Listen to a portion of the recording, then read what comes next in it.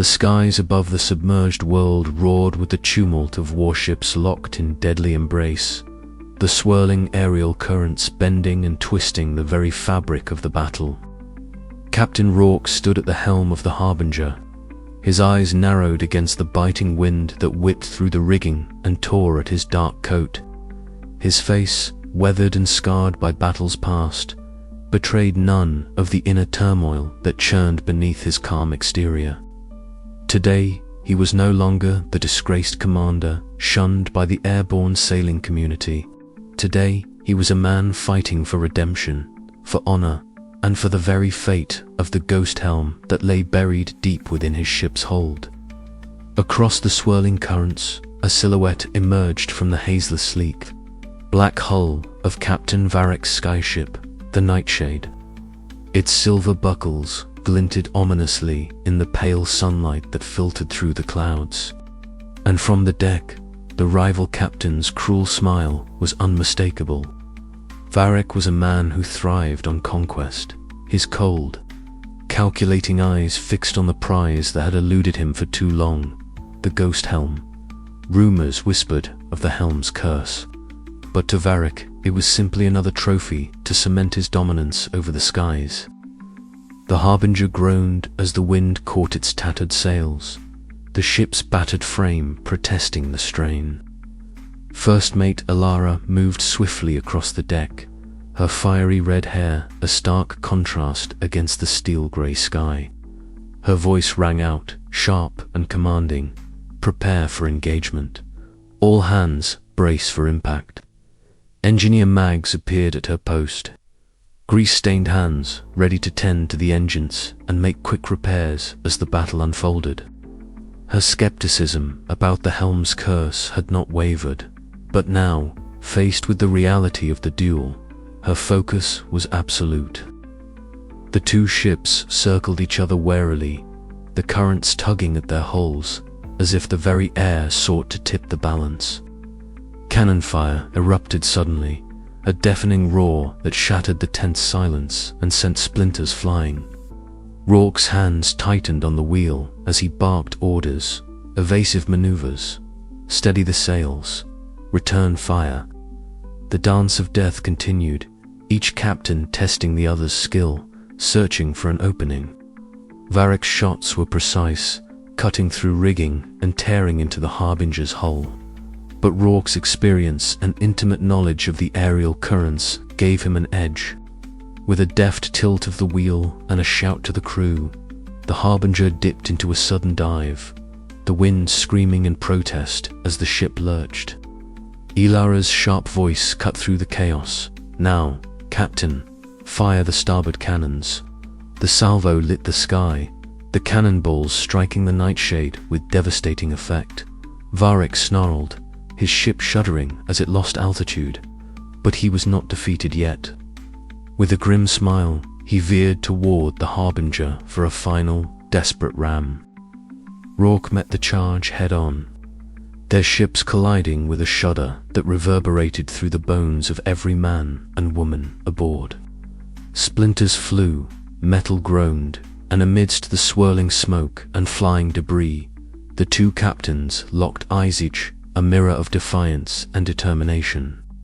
Minutes stretched into eternity as the battle raged on, but eventually the tide turned. The Harbinger, though battered and leaking, held firm, while the Nightshade faltered, its sails torn and engines sputtering. Varek gave a final furious glare before ordering a retreat, his dark ship slipping back into the mists. Silence fell over the deck, broken only by the labored breathing of the crew and the creaking of the wounded Harbinger. Rourke remained at the helm, his gaze fixed on the horizon where the sun broke through the clouds, casting long shadows and illuminating the path ahead. "Is everyone accounted for?" he asked, voice hoarse but steady. Elara nodded, exhaustion etched into her face. "Aye, Captain. We've taken hits, but we're still flying." Mags wiped grime from her brow, a rare smile breaking through. "Could be worse. We've got work to do, but we're not done yet." Rourke's eyes drifted downward, toward the sealed chamber where the ghost helm rested, its dark surface glinting faintly. The victory was a small beacon of hope amid the gathering storm of curses and shadows that haunted their path.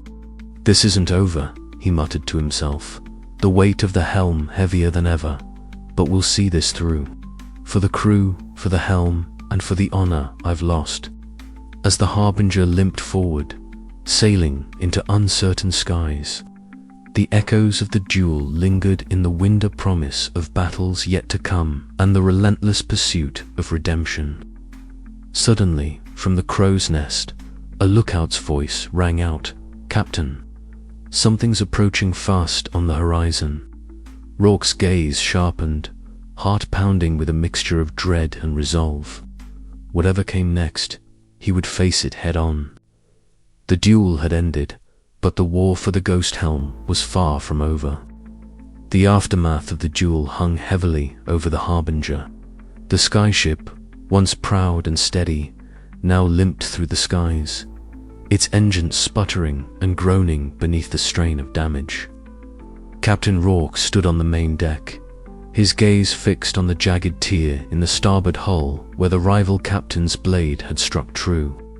The wind carried the bitter temps of burnt metal and scorched wood, and the once lively hum of the ship's engines was reduced to a weak, uneven pulse. "We won't survive another encounter like that if this keeps up," Rourke muttered, turning to Myra Talon, the ship's engineer. She was already descending the ladder to the engine room, the faint clatter of her boots against the metal grate echoing like a heartbeat in the ship's wounded core. Myra worked quickly, her hands moving with practiced precision as she examined the engine's intricate mechanisms. The damage was extensive. Fractured gears, ruptured conduits, and scorched wiring threatened to silence the Harbinger forever. Sweat beaded on her forehead, mixing with the soot that streaked her face, but her eyes burned with fierce determination. "This isn't just about fixing machines," she said quietly, almost to herself. "It's about keeping us all alive." Rourke followed her down into the belly of the ship, the heat of the engine room contrasting sharply with the cool air above. The air was thick with the scent of oil and burnt copper. Sparks flew as Myra replaced a fractured gear, her fingers deftly maneuvering the delicate components. The hum of the engines fluctuated. The ship groaned in protest, but slowly the rhythm began to stabilize. "We need more time, Jocelyn," the navigator called out nervously from the catwalk above. His pale face was drawn tight with worry. "The currents are shifting. If we don't get the engines back to full power soon, we'll be at the mercy of the haunted sea again." Myra didn't respond immediately. Concentration tightened her features as she worked to reroute power through the damaged conduits. Then, without warning, a surge of energy pulsed through the engine's core, and the familiar, steady hum returned. The Harbinger shuddered beneath their feet, steadying itself against the turbulent sky. A murmur of relief rippled through the crew gathered on the deck as the ship regained its strength. Rourke looked at Myra with a newfound respect, the hard lines of his face softening. "I owe you my thanks," he said. "You've saved us all." Myra shrugged, brushing a strand of hair from her forehead. "I'm just doing my job. But if we don't stick together now, none of us will make it much further." The silence between them was charged with unspoken understanding. Both carried burdens from their past's failures, regrets, and the heavy weight of survival, but here, in the dim glow of the engine room, a fragile bond began to form. As night fell, the sky above the Harbinger stretched wide and endless, sprinkled with stars that shimmered like distant beacons. Myra stepped out onto the deck, the cool night air washing over her soot-streaked skin. She gazed upward, her breath steadying as she wrestled with the ghosts of her past mistakes. But beneath the weight of doubt blossomed a quiet flame of resolve. The Harbinger had been wounded, but it was not broken. Neither was she. The crew settled in for the night, the ship now humming steadily beneath them, a fragile promise of hope in a world fraught with danger. Yet, the shadow of the ghost helm lingered, an ever-present reminder that the journey ahead would demand more than skill and courage. It would require sacrifice, trust, and unyielding determination. Captain Rourke stood at the helm, eyes fixed on the horizon. "Tomorrow we press on," he vowed, "for the helm, for the crew, and for the chance to reclaim what we've lost." And with that, the Harbinger sailed on into the silent night, its engines strong, its crew united, and the whispered curse of the ghost helm echoing faintly on the wind. The next dawn brought with it a fragile peace. Mira moved through the ship with renewed purpose, checking and rechecking every system. The crew's skepticism had not vanished overnight, but her actions spoke louder than words.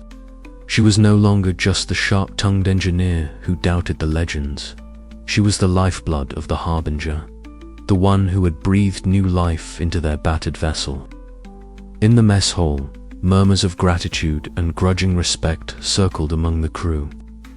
Josen approached Myra cautiously, his usual nervous energy tempered by relief. "I didn't think we'd make it through the night," he admitted. "You saved us." Mira allowed herself a small smile, though the weight of responsibility pressed still. "We all have a part to play," she replied, "and there's still a long way to go." As the ship glided through the shifting aerial currents, Rourke convened the crew to discuss the next phase of their mission. The duel had taken its toll, but it had also galvanized them. The rival captain's challenge was a stark reminder of the stakes involved and the enemies that awaited. "We're not just fighting for this helm," Rourke said, voice steady and commanding. "We're fighting for our lives, our honor, and the future of the submerged world." The crew listened, their faces a mixture of determination and wariness. Myra caught Rourke's eye and nodded once, a silent pledge of solidarity. But, as the Harbinger sailed onward, the curse of the ghost helm whispered in the wind, a reminder that redemption would come at a price and that the true battle was far from over. The sky darkened suddenly, shadows lengthening as a distant rumble echoed through the clouds.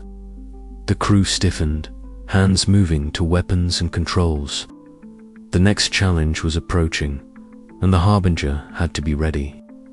Mira wiped the grime from her hands and moved toward the engine room, where the heart of the ship awaited her steady touch. The duel had tested their strength, but it was the trials ahead that would define them all. With a deep breath, she stepped inside, the hum of the engine steady beneath her feet. The night was far from over. The sky had darkened with unnatural speed, the sunlight swallowed by thick, swirling clouds that churned with an eerie luminescence. Captain Rourke stood at the helm of the Harbinger, his grip tightening around the polished wood as the first gusts of the phantom gale whipped through the rigging.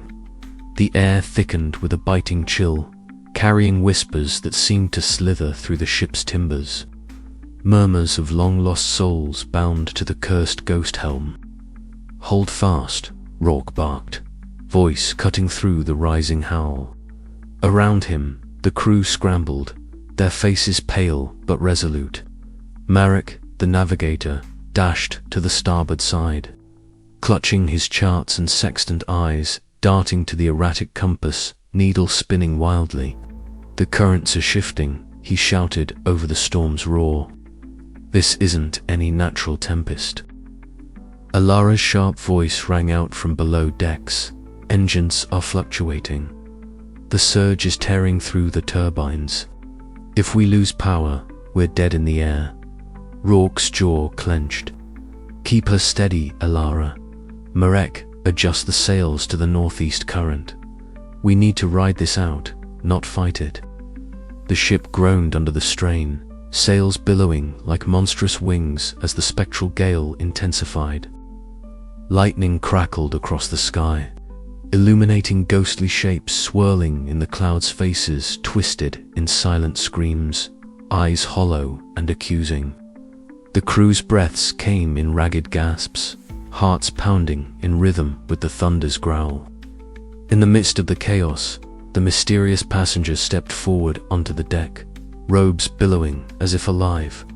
Their voice, low and melodic, began to chant in a tongue unknown but ancient.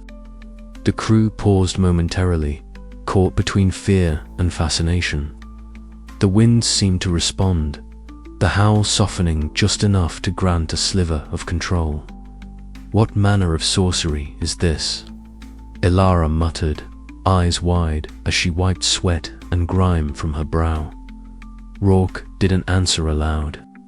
Instead, he focused every ounce of his will on the helm, feeling the cursed artifacts pulled beneath the deck. The ghost helm's dark influence was stronger than ever, feeding the storm, yet here was a glimmer of resistance. Together, the crew worked in concert. Marek recalibrated their course to glide with the aerial currents rather than against them. Ilara stabilized the engines, her hands steady despite the chaos, and the passengers' chant grew louder, weaving a fragile shield against the gale's rage. Hours stretched like eons as the Harbinger danced on the edge of destruction. Ropes snapped, sails tore, and the deck slickened with rain and sweat, but the ship held. Slowly, the storm began to wane, the ghostly faces fading into the mist, the oppressive weight on the crew's spirits lifting. As dawn broke, pale and trembling, Captain Rourke surveyed the battered but unbroken vessel. His crew gathered around him, exhausted but alive, their eyes reflecting a shared understanding they had faced the phantom gale and survived. But the curse's shadow loomed larger than ever. "This storm was no mere weather," Rourke said quietly, voice hoarse but resolute. "It is a warning and a test. We will need to be stronger, smarter, and more united than ever if we are to deliver the ghost helm and survive the skies ahead." Ilara nodded, wiping grime from her face. "We've tasted the curse's fury. Now we know what we're up against." Marek glanced toward the horizon, where the sky slowly cleared to a fragile blue. "And whatever comes next, we'll face it together." The mysterious passengers' eyes gleamed beneath their hood, a faint smile playing on their lips. "The winds are restless, but so are we." As the Harbinger surged forward, battered but unyielding, the crew prepared for the battles yet to come. The phantom gale had tested their metal land, unveiled new secrets of the cursed helm that would shape their journey into the unknown. The ship creaked and groaned, sails fluttering like the wings of a wounded bird, but the course was set. Beyond the haunted sea, beyond the spectral storms, lay their destiny, and Captain Rourke, once disgraced, now stood ready to claim it. Yet, in the swirling skies, shadows moved, whispers of darker forces gathering strength. The phantom gale was but a prelude, a harbinger of storms yet to come. The Harbinger sailed on into the heart of the curse. The sea's surface shimmered like molten glass beneath the pale morning sun, the floating island's shadow casting a cool veil over the Harbinger as it drifted lazily in the calm aerial currents. Captain Rourke stood at the bow, eyes narrowed against the bright light, the weight of the helm's curse pressing heavily upon his shoulders. The crew had agreed, with a mixture of reluctance and grim determination, to explore beneath the waves near the island. It was their only hope of uncovering the helm's true nature and perhaps a way to end the doom that clung to it. "Prepare the diving gear," Rourke ordered, his voice steady despite the knot of anxiety tightening in his gut. Ela, the engineer, nodded sharply, already moving toward the storage hold where the cumbersome breathing apparatus lay packed. Marin, the navigator, stood nearby, clutching his compass, eyes flickering with a restless energy, while Eli's, the mysterious passenger, remained cloaked in their shimmering fabric, their silver eyes reflecting the ocean's depths. The team gathered on the deck, tension humming in the salty air. Rourke handed out the breathing masks and secured the weights to their belts. "Stay close. We don't know what lies beneath," he warned, his gaze settling on each member. "And be ready for anything." One by one, they slipped over the side, the cold embrace of the submerged world swallowing them. The underwater currents were gentle here, but the light fractured into dancing beams that revealed a haunting vista. Scattered ruins of what once must have been a thriving settlement, now claimed by the sea and time. Barnacle-encrusted pillars jutted from the seabed, their surfaces etched with indecipherable glyphs and faded murals. Fish and curious sea creatures darted through the wreckage, their scales glinting like jewels. Isla moved with practiced ease, brushing away sediment from a moss-covered tablet. "Look at this," she murmured, holding the tablet close to Eli's.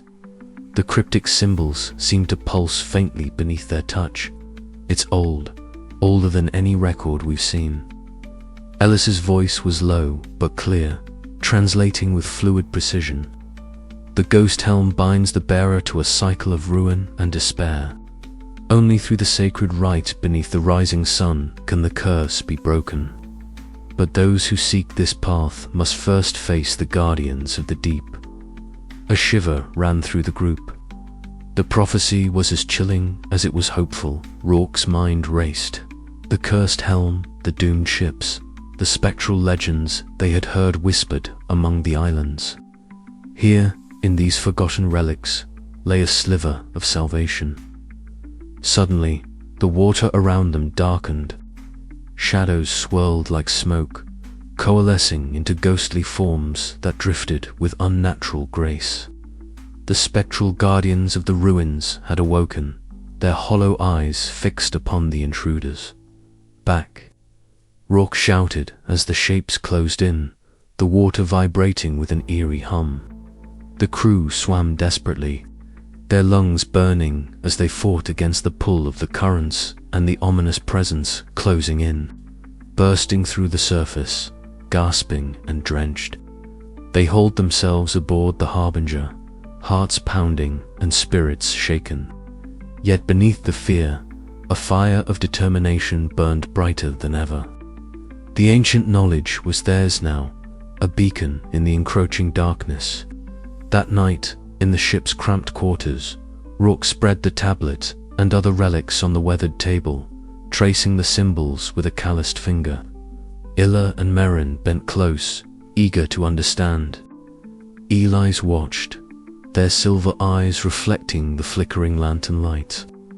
"We have a chance," Rourke said quietly, voice thick with resolve. "A way to break the curse, but it won't be easy." Outside, the haunted sea whispered against the hull, its secrets far from fully revealed. The Harbinger carried its burden onward, into the depths of the submerged world, and toward a fate that only the bravest could dare to challenge. But as the crew prepared for what lay ahead, none could shake the lingering question: would the ritual be enough to save them, or was the ghost helm's doom inevitable? The answer, like the depths beneath the waves, remained shrouded in mystery, waiting to rise with the next dawn. The cabin of the Harbinger was cloaked in shadows, pierced only by the flickering light of a single oil lamp swinging gently with the ship's steady rhythm. Captain Rourke stood rigid, his sharp grey eyes locked onto the figure seated across from him, Lyra, the mysterious passenger who had thus far maintained an inscrutable silence. Her presence a constant enigma aboard the weathered skyship. Tonight, however, the air was thick with unspoken truths, and the weight of secrecy was about to unravel. Lyra's fingers tightened around the edge of the wooden table. knuckles whitening as she slowly pulled back the dark hood that had concealed her face. The light caught the striking emerald of her eyes, vibrant, almost luminescent in the dim glow. A hush fell over the small gathering as the crew, summoned by Rourke's summons, filed in silently, drawn by the gravity of the moment. "I have carried this secret for too long," Lyra began, her voice steady but layered with an undercurrent of sorrow. "I am the last descendant of the original keepers of the ghost Helm." A ripple of astonished murmurs swept through the room. Joran, the navigator, blinked rapidly, disbelief etched across his sun-baked face. Mara, the engineer, folded her arms, her usual sharp tongue silenced by the weight of the revelation. "The helm you carry," Lyra continued, "is not merely a cursed artifact. It is a vessel of power, bound by our ancestors to contain a malevolent force that could unravel the skies themselves. The curse is real, and it is far more dangerous than any of you imagined." Rourke's mind raced. The tales he had heard, the whispered legends, the eerie occurrences aboard the Harbinger, all suddenly coalesced into a chilling certainty. This was no ordinary cargo. It was a legacy of doom and duty intertwined. "Why reveal this now?" Rourke asked, his voice low but firm, the captain in him wrestling with the flood of questions. "Because," Lyra said, her gaze unwavering, "our pursuers draw near. Those who seek to reclaim the helm for their own dark designs have tracked us through the currents. They will not stop until the helm is theirs, and all who defy them are doomed." The room's atmosphere shifted palpably. The crew exchanged glances laden with tension and fear, their earlier suspicions now underscored by urgent reality. Joran stepped forward, his voice edged with skepticism yet tinged with reluctant acceptance. "If what you say is true, then our mission changes. We're not just delivering cursed cargo, we're guardians of a fragile balance." Mara nodded in agreement, the fire of her resolve kindling anew. "Then we'll need to be smarter, faster, and more united than ever. No room for mistakes." Rourke inhaled deeply, the salty air filling his lungs as he moved to the deck. The night sky stretched endlessly above, stars shimmering like distant promises. He paced slowly, thoughts swirling like the airborne currents that carried them across the submerged world. This revelation altered everything.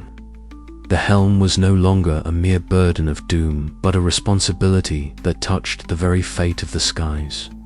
As the crew absorbed the truth, a distant rumble vibrated through the ship's timbers, a subtle yet unmistakable warning.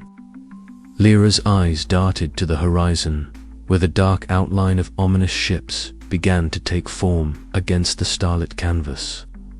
"They're coming," she said, voice barely above a whisper, but charged with urgency. Rourke's jaw clenched.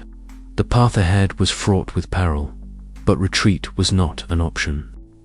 He squared his shoulders and addressed his crew, the captain's authority rekindling like a flame.